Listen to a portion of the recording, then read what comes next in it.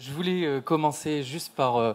j'ai trouvé étonnant, Monsieur Fesneau, que vous commenciez par nous expliquer que 5 pages dans les orientations budgétaires, c'était peu, et vous terminez deux minutes plus tard par nous citer Audiard en disant que c'est curieux ce besoin de faire des phrases. Je sais que vous êtes du camp du en même temps, ou du tout et son contraire, mais là, nous en avez fait une sérieuse démonstration.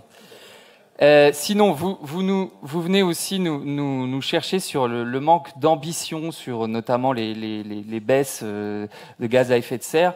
Moi, je pense qu'au contraire, notre SRADET, qui date de 2019 quand même, qui date d'il y a 4 ans, est parmi les plus ambitieux de France. Et quand je discute avec Agnès Pannier-Runacher dans le cadre de Région de France, où elle explique que après sa stratégie nationale bas carbone, grosso modo, les amis, les régions, va falloir rehausser le niveau des SRADET en termes d'ambition.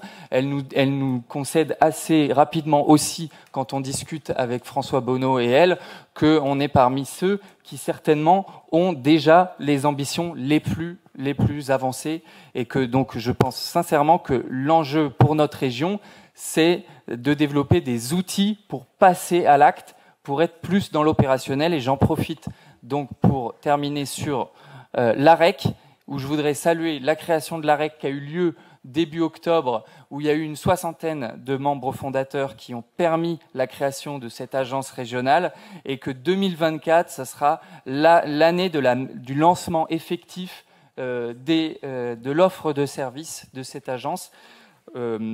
Cette offre de service sur les particuliers, vous le savez, elle existe déjà, et nous avons lancé l'offre de prêt avec la SEM Énergie Centre-Val de Loire pas plus tard qu'à la rentrée. Et dès 2024, nous pourrons à la fois avoir un fonds d'investissement pour développer les ENR et tout un tas d'outils pour permettre aux acteurs à la fois socio-économiques mais aussi aux collectivités de faire de la rénovation énergétique et de baisser concrètement les émissions de gaz à effet de serre et les consommations d'énergie.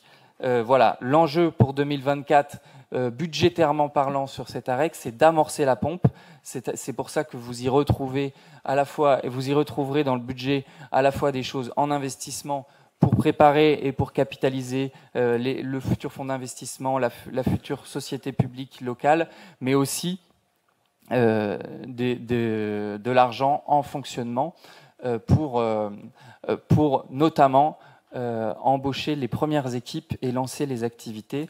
Je voudrais terminer juste en disant que nous sommes en train de recruter le ou la directrice de cet AREC, et que donc dès début 2024, nous serons en ordre de marche. Merci. Merci.